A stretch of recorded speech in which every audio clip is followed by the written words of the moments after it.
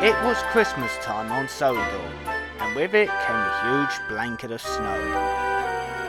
Although engines could still run, goods and passenger trains were suspended until the lines could be cleared. The Fat Controller's engines were all being fitted with their snowplows at Tidmouth Engine Works when the Fat Controller came to see them. "We must get things running again quickly," the Fat Controller announced. "Christmas is right round the corner, so passengers and goods must get to their destinations in time for the big day." Everyone understood. "As per your usual jobs, you'll have important jobs to do for Christmas," the Fat Controller added. "Henry, you and Toby will deliver the cards, letters and parcels on both the main line and branch line respectively. Gordon, you will bring the mayor. Thomas and Percy will collect the Christmas tree."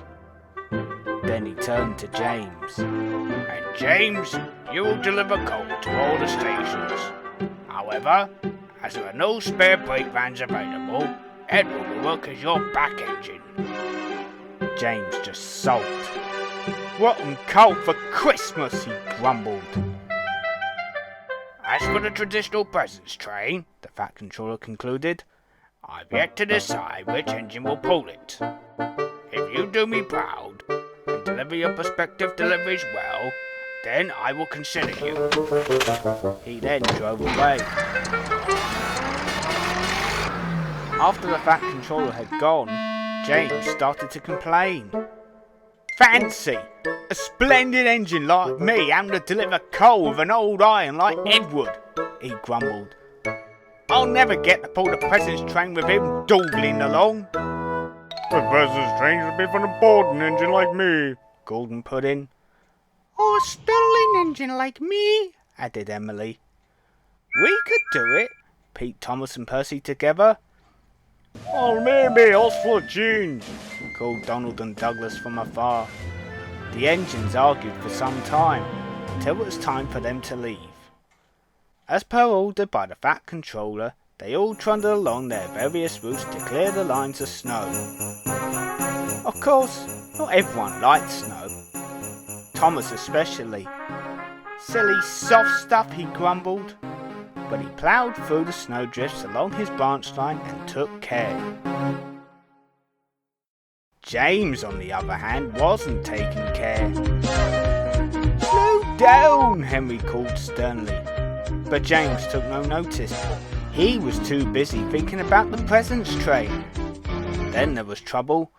The rails were icy, and James's wheels began to slip. "Oh!" cried James. His driver reduced steam and applied the brakes. But James's wheels just slid on the icy rails along the main line, and he began to slide even faster. "Yippee!" cheered James as he slid along. He was sliding so fast that he didn't stop until they came to a heavy drift at Mayfreight Station. "That was fun," smiled James. But his driver sighed. "Phew! Oh, that was a near thing," he said to the fireman. Then he turned sternly to James. "You should have taken care and not been so careless." But James didn't listen. When the lines were clear, James soon arrived at Knapford to collect his train of trucks to take to the coal plant. Whilst they waited for Edward, James and his crew listened to the school choir singing carols on the platform and watched station staff decorate the station with colourful bunting. "Do you think we'll get to sing carols again this year too?" James asked his driver. "I like to think so," replied the driver. "But you wonder you don't take care." James just sighed. Then he let off steam impatiently as he waited for Edward. He waited and waited. "Oh, where is that old iron?" he cried crossly. Edward, of course, was still clearing snow along his branch line, taking care as he did so. But soon enough, he arrived alongside James. "I'm sorry I'm late," he said, "but I had to take care. and then help Bill and Ben out of the snow. Pah!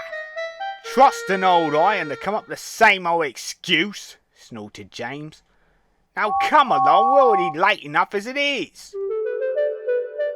Once Edward had wound round and was coupled up, James started with a jerk. Ow, ow, ow! Grumbled the trucks. Don't be such a muss! They called. But James took no notice of their grumblings as they raced along the open line. Must be first! Must be first! James puffed eagerly up front. They'll be in trouble soon if they're not careful, Thomas and Percy thought to each other as they passed by the cattle trucks.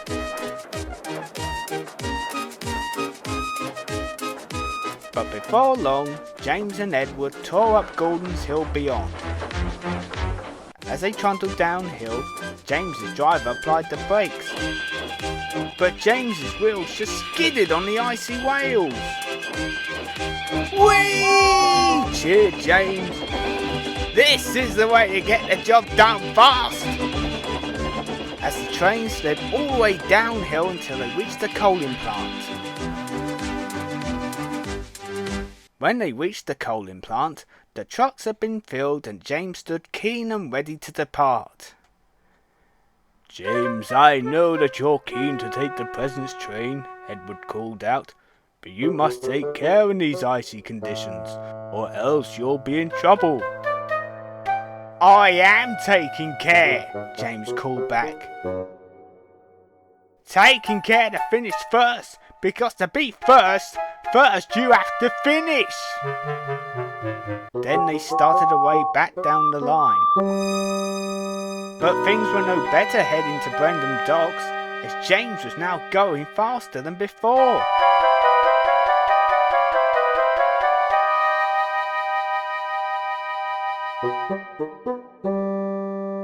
Finish first, James puffed happily. Slow down, cried his driver. Edward's warning will come to fruition. But James didn't slow down. He went even faster. I don't like this, groaned Edward, as they rounded a bend. As they did so, James felt his wheels slip severely and slid more so than before. Oh, cried James as his driver applied the brakes. Edward's driver did the same, but it was to no avail. The engine's brakes squeaked as they swerved round another bend, which was much tighter than the others. Then a blanket of snow shot up into the air as James and the first truck plunged deep into the snow. "Bust my buffers!" exclaimed James, rolling his eyes in awe. "Oh dear," sighed Edward. "Don't say that I didn't warn you." Edward's fireman went to a nearby telephone booth to call for help, whilst his driver checked on James's crew. James's driver and fireman had jumped clear just before the crash, and were unhurt as they surveyed the aftermath. Just as Salty arrived from Brendam Docks. "Whoa, shiver my timbers!" exclaimed Salty. "I might have known it would be James," boomed a familiar stern voice, who was not happy by what he saw. "I heard from Henry that you weren't taking care when clearing the tracks, and now I can see that he has bitten back at you." "Oh, it has, sir. Sorry, sir," said James sadly. "I just wanted to finish first so I could take the presents train." "Well, you certainly won't be doing that," replied the Fat Controller, as he then turned to Edward. "Edward, as you have proven your worthiness in all ways and have taken care today, you will take the presents train." Edward was delighted, but he couldn't help but feel sorry for James. "Beg pardon, sir," he said, "as the presence train is quite a long train and will require a back engine. Can James be my back engine? Please, sir, 'tis the season of goodwill after all." Pondered the Fat Controller. whilst James seemed taken aback by Edward's gesture. You really mean that, Edward? Quizzed James. Of course, smiled Edward.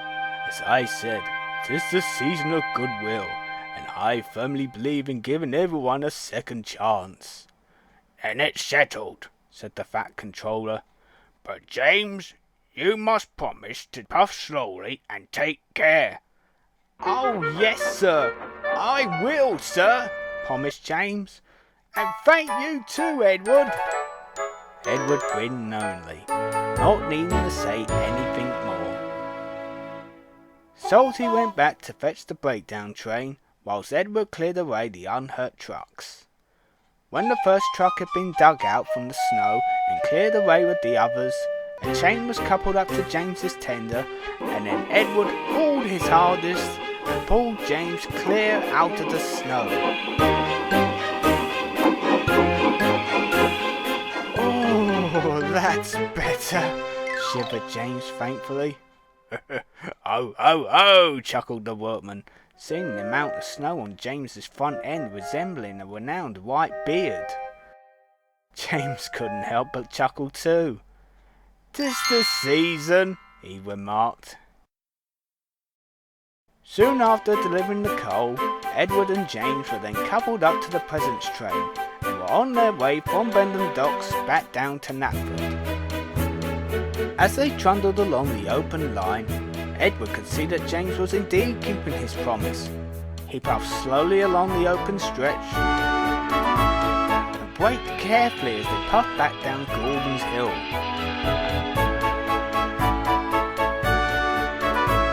Until at last they arrived smoothly and safely at Knapford Station. When the children saw the presents wrapped in their colourful paper, they cheered. "Hooray for Edward and James!" they said delightedly. Once uncoupled, James came up alongside. "Thank you, James," said Edward. "No, thank you, Edward," beamed James. "This has to be the best Christmas present that anyone could ask for." Edward smiled. "Like I said earlier," he said, "'tis the season of giving. I helped you, and you in turn helped me." James could only agree. "Happy Christmas, Edward," he said. "Happy Christmas, everyone." Joy to the children, far and near. What a wondrous time of year. Isn't it just grand to say, Merry, Merry Christmas. Merry, Merry Christmas. Merry, Merry Christmas.